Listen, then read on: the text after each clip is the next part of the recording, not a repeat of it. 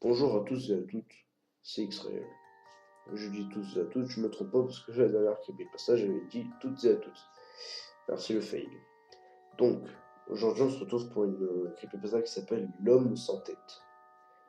Elle est assez courte, elle a l'air pas mal, mais voilà. On va commencer tout de suite sans plus tarder. Je le découvre en même temps que vous, comme d'habitude. Mettez-vous dans l'ambiance, on commence. L'homme sans tête. Selon légende, cette histoire s'est déroulée dans un des rayons centraux de Yakoutie. À la fin des années 70, un certain Lenin vivait dans un petit village, non loin du centre de son rayon. Il avait à l'époque 10 ans et s'était lié d'amitié avec le petit garçon des voisins, qui s'appelait Vassia. Un jour, il s'est réveillé, comme à son habitude, et il s'est rendu chez son ami pour jouer avec lui.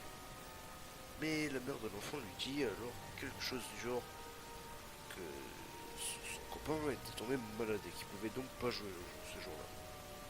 Notre anonyme est donc rentré chez lui. Et le lendemain, sa mère lui a appris que son ami Vassia était mort.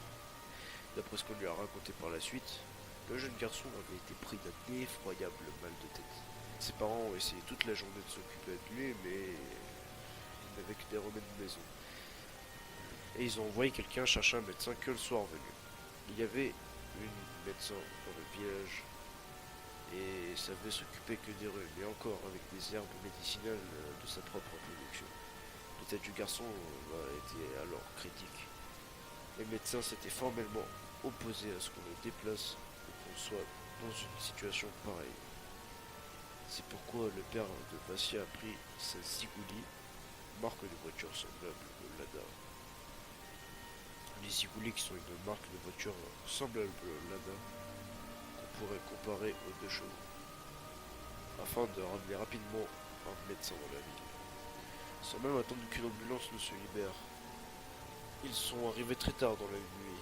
Tous deux pâles comme la mort, il s'avère que sur le chemin du retour, alors qu'ils traversaient la forêt, ils ont aperçu dans le rétroviseur, à la lumière de la lune, un homme sans tête courant à une centaine de mètres derrière leur voiture. Tous les deux l'ont vu, aussi bien que le père et que le médecin. Sur un tel sentier, en plein milieu de la nuit qui pluait, ils n'ont bien évidemment pas réussi à discerner les détails. Mais ils ont tous les deux affirmé qu'il était anormalement grand, même sans sa tête. Sa taille atteignait bien les 2 mètres et demi. Le père de Vassia a écrasé l'accélérateur et eut tôt fait de semer leur effroyable poursuivant.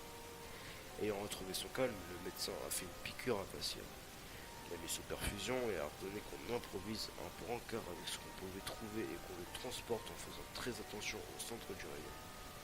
Le jeune garçon a rendu l'âme sur le chemin. On raconte qu'il est arrivé à environ la moitié du chemin. Il est revenu à lui pendant un bref instant, et il ne pouvait pas parler. Il ne cessait de lever sa main droite et de montrer du doigt quelque chose derrière eux.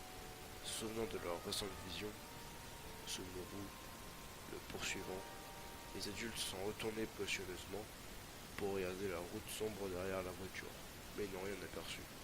Le garçon est mort quelques minutes plus tard.